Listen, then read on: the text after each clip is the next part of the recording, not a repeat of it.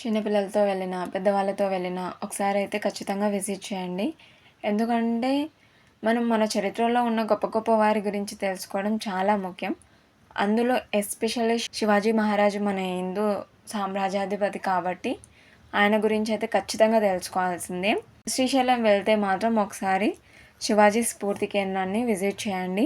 శివాజీ మహారాజు ఛత్రపతిగా పట్టాభిషిక్తులై 300 years complete చేసుకున్న సందర్భంగా శ్రీశైలంలో శివాజీ స్ఫూర్తి కేంద్రాన్ని ఏర్పాటు చేస్తారు. శివాజీ స్ఫూర్తి కేంద్రాన్ని ఏర్పాటు చేయాలి అనేసి శ్రీ శివాజీ మెమోరియల్ కమిటీ 1975లో రిజిస్ట్రేషన్ చేస్తుంది.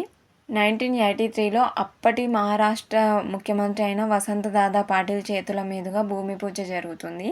1994 నాటికి శివాజీ మహారాజ్ కాంస్య విగ్రహాన్ని ఏర్పాటు చేస్తారు. 2004 నాటికి శివాజీ స్ఫూర్తి కేంద్రాన్ని కంప్లీట్గా పూర్తి చేస్తారు. ఎంట్రీ టికెట్ జస్ట్ 15 మాత్రమే ఉంటుంది పర్ పర్సన్. శివాజీ స్ఫూర్తి కేంద్రంలో 3D రిలీఫ్ ఫాలోవర్స్ త్రూ మనము ఆయన జీవితంలో జరిగిన కొన్ని సంఘటనలు, తను సాధించిన కొన్ని విజయాలను చూడొచ్చు. శివాజీ స్ఫూర్తి కేంద్రం పక్కనే శివాజీ ధ్యాన మందిరం కూడా ఉంటుంది, అది కూడా చూడొచ్చు. అక్కడ మనము రాజ్గఢ్ కోటను అండ్ అదే ప్లేస్లో శివాజీ గారికి భ్రమరాంబాదేవి దర్శనం కూడా ఇస్తుంది, అది కూడా మనం చూడొచ్చు. వీడియో నచ్చితే లైక్ చేసి సబ్స్క్రైబ్ చేయడం మర్చిపోకండి. బాయ్.